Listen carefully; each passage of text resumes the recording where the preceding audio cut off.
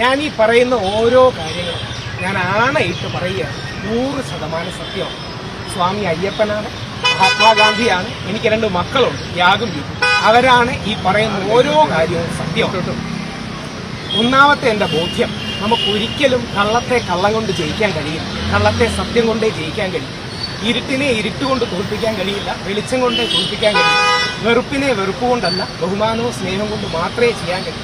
അതുകൊണ്ടാണ് ഈ വിഷയങ്ങൾ പറയുന്നത്. എന്നോട് ഇപ്പം പറയുന്ന കേസിനെ കുറിച്ച് പറയണമെന്നാണ്. അതുകൊണ്ട് ഞാൻ കേസിനെ കുറിച്ച് പറയുന്നില്ല. പക്ഷെ ഒരു കാര്യം എനിക്ക് പറയാതിരിക്കാൻ പറ്റില്ല, അതെനിക്ക് പറയാനുള്ള റൈറ്റ് ഉണ്ട്. ഓൾറെഡി നമ്മൾ കോടതിയിലും പറഞ്ഞിട്ടുണ്ട്. എനിക്ക് നോട്ടീസ് തന്നിട്ടില്ല.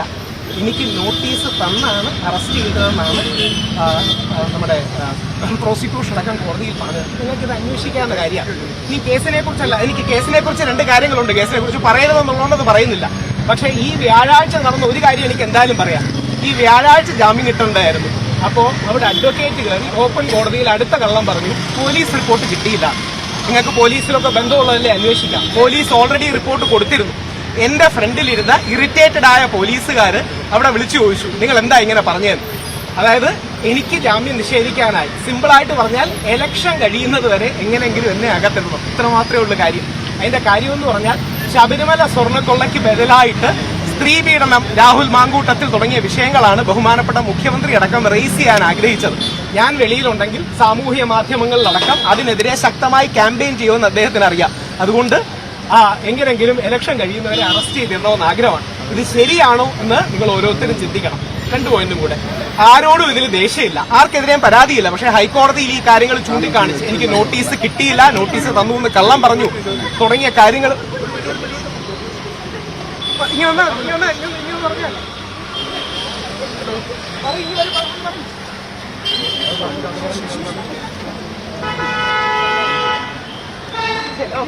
ശരി ശരി ശരി ഓക്കെ ശരി.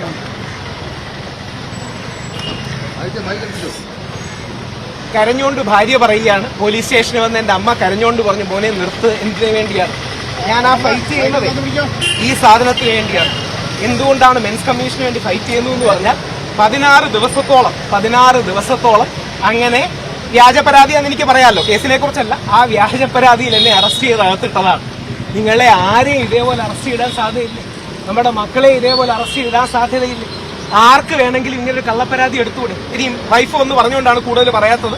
ഇനി ഈ കേസിനെ ബാധിക്കാത്ത പ്രധാനപ്പെട്ട മീഡിയക്കാർ അറിഞ്ഞിരിക്കേണ്ട ഒരു കാര്യം, ഞാൻ കഴിഞ്ഞ തവണ ഇതേപോലെ നിരാഹാരം കിടന്നപ്പോൾ, ഇപ്പോൾ ഒരു കാര്യം കൂടെ, നിരാഹാരം മെൻസ് കമ്മീഷന് വേണ്ടിയാണ് കിടന്നത്, അത് പോലീസിനെതിരെയാണെന്ന് ചില ആൾക്കാർ വ്യാഖ്യാനിക്കുന്നത് കണ്ടു. കഴിഞ്ഞ തവണ ഞാൻ ഇതേപോലെ നിരാഹാരം കിടന്നപ്പോൾ, ഞാൻ മാത്രമല്ല ഒരുപാട് പേര് നിരാഹാരം കിടന്നപ്പോൾ ഒരു 4-1 എന്ന സുപ്രീം കോടതി വിധി മാറി. അത് ശബരിമല കേസിലെയായിരുന്നു.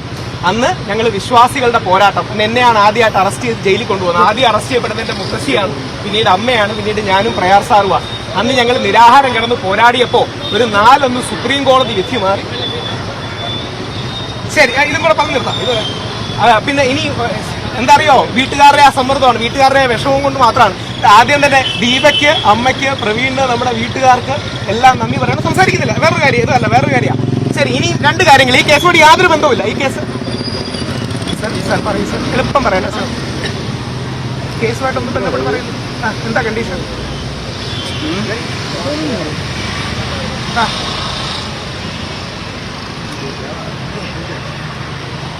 ശരി, ഓക്കെ, ശരി. ഒരു സെറ്റ് നോട്ടീസ് തന്നില്ലെന്ന് പറയാമല്ലോ. ശരി, ഓക്കെ, ശരി, ഓക്കെ. ഒന്നും പറയുന്നു. ശരി, ഹൈക്കോടതി പോകുമെന്ന് പറയാമല്ലോ. ഓക്കെ, ശരി, ഓക്കെ, ശരി, ഓക്കെ. ഒന്നും പറയൂല. ശരി.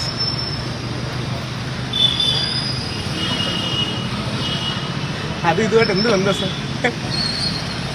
ശരി, ഓക്കെ, ശരി, ഓക്കെ, മനസ്സിലായി. ശരി, ഓക്കെ, ശരി, ഓക്കെ, മനസ്സിലായി. വീട്ടുകാരുടെ അഡ്വക്കേറ്റിന്റെയും പേടിയാണ്. ഈ ലീവിന്റെ കേസിനെ കുറിച്ചൊക്കെ പറയാനുണ്ടായിരുന്നു. അതുപോലും പറയരുതെന്ന് പറഞ്ഞുകൊണ്ട് പറയുന്നില്ല. ഞാൻ വീട്ടിൽ തിരിച്ചെനിക്ക് പോകുന്നത്. ഇനി ഈ 2 പോയിന്റുകളാണ് മീഡിയക്കാരെ ദയവായി ശ്രദ്ധിക്കേണ്ടത്. ഞാൻ ഇതിൽ നിന്ന് മനസ്സിലാക്കിയ ഏറ്റവും വലിയ കാര്യം നിങ്ങളുടെ മീഡിയക്കാർക്കുള്ള പവറാണ്. കാര്യം പോലീസും അല്ലെങ്കിൽ ബാക്കി എല്ലാവരും ഓരോ ഘട്ടത്തിലും മീഡിയക്കാർ എന്തു പറയുന്നു എന്നുള്ള കാര്യം വളരെ പ്രധാനമായിട്ട് നോക്കിയിരുന്നു. മുഖ്യധാരാ ചാനലുകളെല്ലാം കണ്ടിരുന്നു. നിങ്ങൾ എണീച്ചു നിന്ന് സത്യം പറയുകയാണെങ്കിൽ ഈ നാട്ടിൽ ഒരുപാട് മാറ്റങ്ങൾ ഉണ്ടാകും. അതുകൊണ്ട് ഓരോ മീഡിയക്കാരോട് ഞാൻ കാലുപിടിച്ച് അഭ്യർത്ഥിക്കുകയാണ്. നാളെ ഏത് കേസും, ഇപ്പൊ 2 കേസുകൾ ഞാൻ പറയുന്നില്ല, 2 പ്രമുഖരുടെ കേസുകൾ ഏതൊക്കെയാണെന്ന് ഉദ്ദേശിക്കാറ്, അതിനെക്കുറിച്ച് പറയുന്നില്ല. പക്ഷെ ആ കേസുകളിലടക്കം നിങ്ങൾക്ക് സത്യമെന്ന് ബോധ്യമുള്ളത് നിങ്ങൾ പറയണം. ഒരു ക്യാമ്പയിന്റെ ഭാഗമായി നിന്ന് കാര്യങ്ങൾ പറയരുത്. അവസാനത്തെ കാര്യം, ആരാന്റെ അമ്മയ്ക്ക് ഭ്രാന്ത് പിടിച്ചാൽ കാണാൻ നല്ല രസമാണ്. ആരാന്റെ മോനെ കള്ളക്കേസിൽ കുടുക്കിയാൽ അതൊക്കെ വാദവും സംവാദവും എന്ന് പറയാൻ രസമാണ്. സ്വന്തം മകൻ ഒരു കള്ളക്കേസിൽ കുടുങ്ങുമ്പോഴേ നമുക്കങ്ങനെ വിഷമം അറിയും. ഞാനങ്ങനെ ജയിലിൽ നിന്ന് 4-5 പേര് അവിടത്തെ എഴുതി എനിക്ക് തന്നിട്ടുണ്ട്. വ്യാജ പോക്സോ കേസിൽ വർഷങ്ങളോളം കിടക്കുന്നവർ, വ്യാജ പീഡന കേസിൽ കിടക്കുന്നവരുടെ പേരുകൾ ഞാൻ എഴുതിയിട്ടുണ്ട്. പക്ഷെ അത് പറയുന്നില്ല, ഇത് പറഞ്ഞാൽ വേറെ വല്ല പ്രശ്നമാണെന്നുള്ളതുകൊണ്ട്. അതായത് 2 പേര് പരസ്പരം ഇഷ്ടം, വീട്ടുകാരറിഞ്ഞ് ഇഷ്ടവും അഫെയറുമാണ്, ആ പയ്യനെ 20 വർഷം പോക്സോ കേസിന് ശിക്ഷിച്ച് ഇവിടെ കിടപ്പുണ്ട്. ഞാൻ ഇറങ്ങാൻ നേരം ഒരു വളരെ ഇതേപോലെ ഒരു പയ്യനെ, അവർക്ക് ഒരു പെൺകുട്ടി ഇവനും തമ്മിൽ അഫെയറാണ്. അപ്പം പെൺകുട്ടിയുടെ വീട്ടുകാർക്ക് കല്യാണത്തിന് താല്പര്യമില്ല. അപ്പോൾ ഒരു പീഡന പരാതി കൊടുത്തു, 1.5 വർഷമായിട്ട് കിടക്കുക.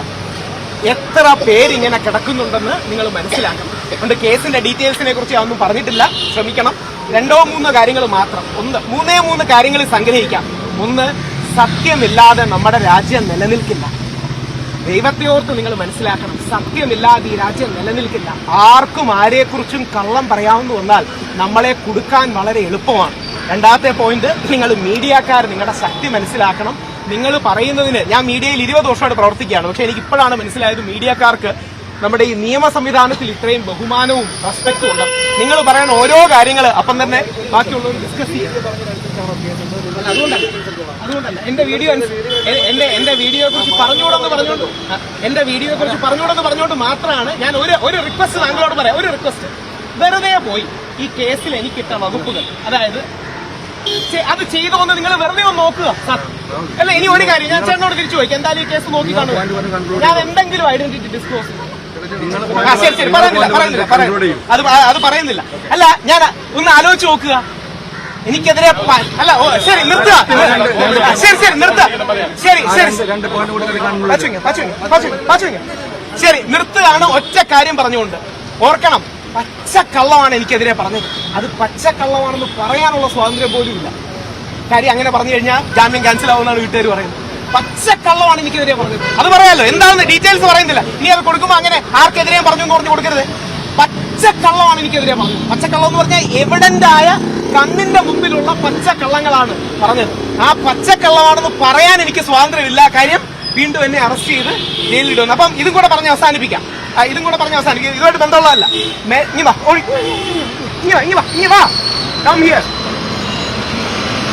എന്തിനാ ഫൈറ്റ് ചെയ്യുന്നതെന്നറിയാം.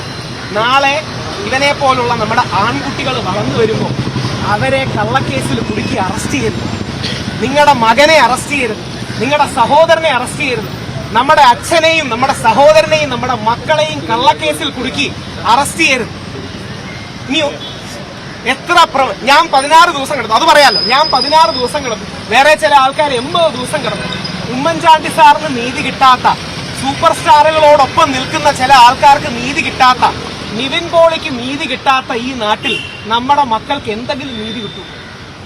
കേരളം കണ്ട ഏറ്റവും വലിയ ജനകീയ മുഖ്യമന്ത്രിയായ ഉമ്മൻചാണ്ടിക്ക് നീതി കിട്ടാത്ത, 85 ദിവസം ജയിലിൽ കിടക്കേണ്ടി വന്ന ഒരാൾക്ക്, ഒരു പ്രമുഖ ആൾക്ക് നീതി കിട്ടാത്ത, അല്ലെങ്കിൽ വേറെ നിവിൻ പോളിയുടെ പേര് പറയാം, കേസൊന്നും ഇല്ലാത്തതുകൊണ്ട്, നിവിൻ പോളിക്ക് നീതി കിട്ടാത്ത ഈ നാട്ടിൽ നിങ്ങളുടെ മക്കൾക്കോ എന്റെ മകനോ എന്റെ മക്കൾക്കോ എന്തെങ്കിലും നീതി കിട്ടും? ഇത് പറഞ്ഞ് അവസാനിപ്പിക്കാം, ഒറ്റ വരി പറഞ്ഞ് അവസാനിപ്പിക്കാം. നമ്മുടെ മകൻ, നമ്മുടെ അച്ഛൻ, നമ്മുടെ സഹോദരൻ ജയിലിൽ നിന്ന് ഒരു വ്യാജ പരാതി അകലത്തിൽ മാത്രമാണ്. നമ്മുടെ അച്ഛൻ, നമ്മുടെ മകൻ, നമ്മുടെ സഹോദരൻ ജയിലിൽ നിന്ന് ഒരു വ്യാജ പരാതി അകലത്തിൽ മാത്രമാണ്. ഈ 16 ദിവസവും കിടന്നപ്പോ എനിക്ക് ഒരൊറ്റ സന്തോഷം ഉണ്ടായിരുന്നു, അത് പിടിച്ച് ഉള്ളത്. മോനെ എന്താന്ന് പറ, സ്കൂളിൽ പറഞ്ഞ എന്താന്ന് പറ, മറ്റേ ടീച്ചർ പറഞ്ഞു. നോ ഗോ ഹെഡ്, നീ പേടിക്കേണ്ട കാര്യമില്ല, പറഞ്ഞു പറഞ്ഞു അത് കുഴപ്പമില്ല, പറഞ്ഞിട്ടു.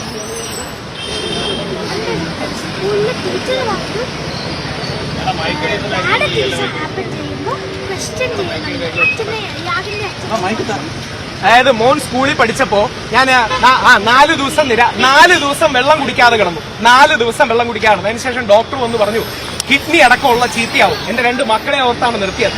5 ദിവസം പട്ടിണി കിടന്നു. അത് എന്റെ വീട്ടിലെ ഒരു കാര്യത്തിന് വേണ്ടിയിട്ടല്ല. അപ്പൊ ഇത്രയും വേദനയില് മോന്റെ ഒരു വാക്കിലാണ് എന്റെ സന്തോഷം. എന്താണെന്ന് അറിയാമോ? അവന്റെ സ്കൂളിൽ സോഷ്യൽ സയൻസ് ടീച്ചർ ക്ലാസ്സിൽ വന്ന് പഠിപ്പിച്ചെന്ന് പറഞ്ഞു, നിങ്ങളുടെ കൂടെ ഉള്ളവർക്ക് ബാഡ് തിങ്സ് ഹാപ്പൻ ചെയ്യുമ്പോൾ, ചീത്ത കാര്യങ്ങൾ സംഭവിക്കുമ്പോൾ നിങ്ങൾക്ക് എന്ത് ചെയ്യണം? നിങ്ങളത് ക്വസ്റ്റ്യൻ ചെയ്യണം, നിങ്ങളത് ചോദ്യം ചെയ്യണം. നിങ്ങളുടെ കൂടെ ഉള്ളവർക്ക് ചീത്ത കാര്യങ്ങൾ സംഭവിക്കുമ്പോൾ നിങ്ങളത് ചോദ്യം ചെയ്യണം. എനിക്ക് അങ്ങനെ ചോദ്യം ചെയ്ത് ജയിലിൽ പോയതിൽ അഭിമാനമാണുള്ളത്. ആ മെൻസ് കമ്മീഷന് വേണ്ടിയുള്ള പോരാട്ടം തുടരും. കൂടുതൽ നടപടികളുമായി മെൻസ് കമ്മീഷന് വേണ്ടി ആക്റ്റീവായി തുടരും. നിങ്ങളുടെ മകൻ, നിങ്ങളുടെ അച്ഛൻ, നിങ്ങളുടെ സഹോദരൻ, നമ്മളുടെ മകൻ, നമ്മളുടെ അച്ഛൻ, നമ്മളുടെ സഹോദരൻ ജയിലിൽ നിന്ന് ഒരു വ്യാജ പരാതി അകലത്തിൽ മാത്രമാണ്. എന്റെ മോന്റെ തലയിൽ കൈവച്ച് ഞാൻ പറയുകയാണ്, അയ്യപ്പസ്വാമിയാണ്, മഹാത്മാഗാന്ധിയാണ്, എന്റെ മോന്റെ തലയാണ് സത്യം. ഈ പറഞ്ഞത് 100% സത്യമാണ്. ഈ പറഞ്ഞതിൽ 0.1% പോലും ഞാൻ കള്ളം പറഞ്ഞിട്ടില്ല. 100% സത്യത്തിൽ പറയുകയാണ്. ഇത് നമ്മളുടെ അച്ഛൻ, നമ്മളുടെ മകൻ, നമ്മുടെ സഹോദരന് വേണ്ടിയുള്ള പോരാട്ടമാണ്. നിങ്ങൾ സപ്പോർട്ട് ചെയ്യണം. സഹോദരനടക്കം ഒന്ന് ചെക്ക് ചെയ്യണം. എനിക്കത് പറഞ്ഞ ജാമ്യം ക്യാൻസൽ ചെയ്യുന്ന പറയണേ, ഒന്ന് ചെക്ക് ചെയ്യണം. ചെയ്തോ ഇല്ലയോ ഒന്നും ചെക്ക് ചെയ്തോളൂ. അത് മാത്രമാണ്. കൂടുതൽ വാർത്തകളും വിശേഷങ്ങളും നിങ്ങൾക്ക് ലഭിക്കാൻ കേരളീയം ന്യൂസ് സബ്സ്ക്രൈബ് ചെയ്യുക. കൂടെ ബെൽ ബട്ടണും അമർത്തുക.